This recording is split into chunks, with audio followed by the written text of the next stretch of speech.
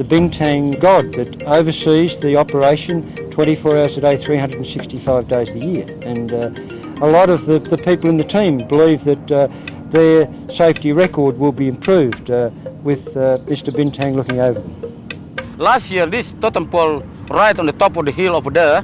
Mine supervisor Amzar Ruru recounts the story of the Bintang totem pole. When the Bintang pit location was moved, the totem pole stayed behind for a time. But workers at the new pit location became fearful when accidents started to occur, including 2 lost time injuries. Then someone from the village suggested moving the pole to the new pit location. So we did. We moved this totem pole right up here, right here, down here. And then since that time, we have never ever get any more lost time injury. It's just another day in Borneo at the Kaltim Prima coal mine. As Asia explodes onto the world economic scene, entire cultures are faced with new opportunities and challenges. With this growth comes a demand for high-quality coal to power an emerging economy's progress. Helping to fuel this growth, as well as leading the country's development, is Kaltim Prima coal. I came first in 1987, which was when the project was in early exploration stage. I keep telling people that I arrived up the river in a canoe and I left off an airstrip in a very sophisticated town.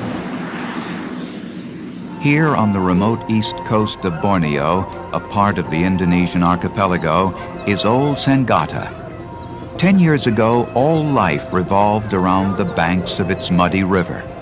Livelihoods and dreams were out of reach for many of the local villagers. But in just 1 decade, a flourishing modern community has emerged around old and new Sangatta, a community built on coal mining.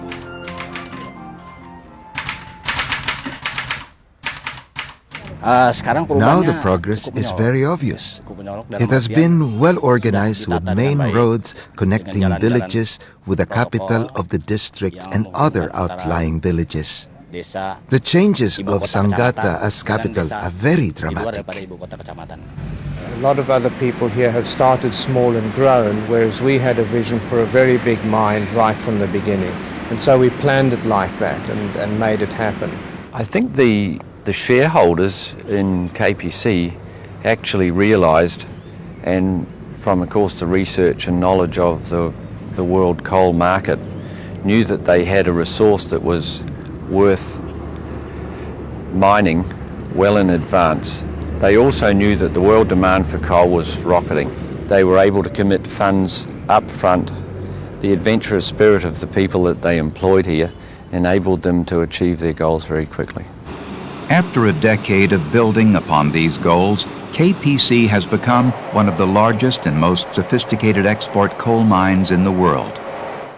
The mine site is less than half a degree north of the equator, a location which brings added operating challenges. We really only have 2 seasons. We have a wet season and a very wet season. In other words, we get a very high rainfall. Last year our rainfall was about 2.7 metres. Sometimes we get a lot up to maybe 4 inches in 1 hour. Other days like today, just steady rain, which makes it very difficult for the trucks and it makes the surface conditions very slippery. The material that we're mining here is a grey, soft mudstone. It breaks down very quickly in the weather and gets a very slippery surface. The bare surface is like driving on a cake of soap. The geology has helped us. We have a very good deposit, very good coal, and have now gained an acceptance in the marketplace as a very reliable producer. It's a very high energy, low ash, very high quality coal for power station or energy use in many power stations throughout the world. This year our product coal is 11.5 million tonne. Next year our target is 13 million tonne and the year after that 15 million tonne. For every tonne of coal we mine, we need to shift 17 tonnes of dirt. So our mobile equipment fleet size will increase quite significantly over the next 2 years. The location of this mine is in the jungles of Borneo, quite remote. We have a large fleet of sophisticated technical equipment, and we need to have very good backup by our dealers on site here. So we can have access to expertise, to parts and parts exchange components 365 days of the year. In the 4 short years of full production, they've basically moved to a world-class mine, and over the next couple of years will possibly become the biggest export coal mine in the world. We believe we've got world-class facilities at KPC here, and that's worked in our favour.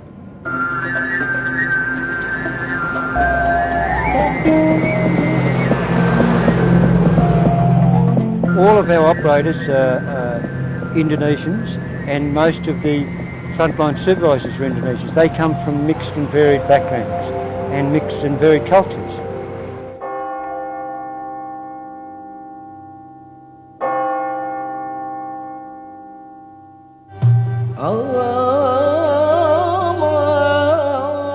The majority of our people, about 70%, are Muslims, and we accommodate that culture at this operation by providing in-pit facilities for timely prayers every day, and that's just part of the way we conduct business here.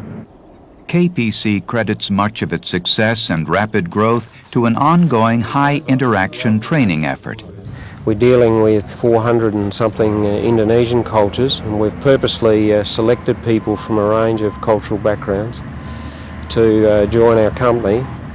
It's managing the cultural diversity between the expatriate workforce and the Indonesian workforce, and getting those people to all believe in one culture and work to one set of values is quite a challenge. Through the late 80s and early 90s, the mining industry is growing dramatically. So the availability of skilled personnel means we have the challenge of development. We think the people are rising to it magnificently, but it's something we need to consider all the time as we grow. We're training a full workforce of 2,500 people.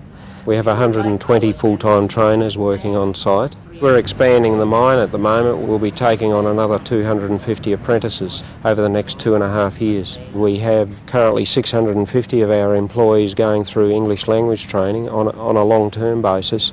We also expect our expatriate workforce to have a basic command of Bahasa Indonesia, and we have a unit set up for teaching Bahasa Indonesia as well.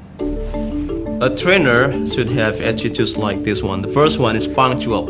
KPC has taken a leadership role in this part of the country for developing the systems, train the trainers to achieve their goals. Track Indo are doing similar things in development of training centres in Jakarta and other parts of the country that will give people the basic skills to enable them to then progress on in the mining industry.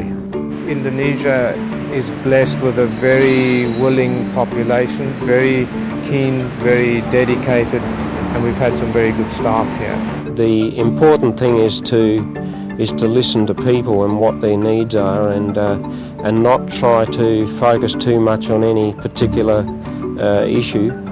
Our creed that we've developed in the company of treating people with dignity and trusting people, I think, has worked very well. As the mine has prospered, KPC's involvement has advanced and enriched the lives of the local people. Makanan lembek ya, bubur susu begitu, supaya anaknya bertambah karena. A community needs all sorts of facilities, sporting facilities. A town council, there was nothing like that here. We've had to establish that. We have a medical facility that we've had to build. We service for about 100 to 160 patients every day, and obstetric department for pregnant women, and then physiotherapy. Di sini betul? Ya, betul, Pak. Oh, yeah. It's mainly a general practice type of a clinic where we see people with day-to-day problems, coughs and colds, immunisations and so on. But we also see the occasional emergency. And in Old Sangatta, villagers now enjoy the benefits of modern health care and improved resources. Other benefits are in education. Before, if someone wanted to continue school, most would have to go out of the region. But now, they can go to school here. KPC's education efforts touch everyone in the region, not only children of employees, but in the village as well. We have built a school in the local community that houses at least 2,000 children. We have an international school that has about 45 children from probably 6 or 7 different countries. We have a school for Indonesians that has about 1,500 students. We are starting from kindergarten, elementary school and junior high school. We have laboratorium, we have a library, we have also computers. In newly equipped classrooms, an eager generation of students sets the pace for Sangatta's future success. Environmental management is a fairly new concept even in developed countries. At KPC, the environmental team is called upon to forge new solutions and technologies and share them with others in the country. Of course, there aren't many mines of this size here in Borneo or in other wet areas of the tropics. And for that reason, there aren't many tried and true methods of solving our problems. So we're really forced to come up with our own solutions. We've had to develop techniques for propagating trees through cuttings and through transplants from the forest, as well as doing some seed technology work. We've had to work very closely with the regulatory authorities to share with them the kinds of solutions that we're developing and to get them access to the sorts of technologies that we have imported from elsewhere. We reclaim between 200 and 400 hectares annually. This year, for the first time, we will have reclaimed more than has been disturbed in the year. So the footprint of the mine is now decreasing. The KPC environmental team has also spearheaded protection of Borneo's wildlife, helping to save the Kutai Reserve. The Kutai National Park is some 200,000 hectares of the last remnants of lowland rainforest in all of Borneo. It's really the last large area that can become the habitat for the East Borneo orangutan. And it's just on the south side of the river, the Sangatta River, where KPC mines on the north. So for that reason, we feel that KPC has a responsibility to seeing it maintained as a nature reserve, as a national park. In only 10 years, the mine has made a distinct impact on its Indonesian home. The community's pride is evident on their faces, as it is on KPC's fleet of mining machines. The Indonesian national colours are red and white, and KPC chose red and white as their corporate colours. It costs a little bit more money, but we think it's worth it to have KPC mobile equipment red and white. They're the colours of KPC and the colours of Indonesia. Today in new and old Sangatta, people enjoy the fruits of the present and look forward to a future with promise. In the future, there will be more progress because there will be many foreign and domestic capital investments. At Kaltim Prima Coal, fulfillment of a vision is not only in tons of coal produced, but in the eyes, hearts, and minds of a community, eagerly awaiting another day in Borneo. For the future, maybe one day they will work for KPC.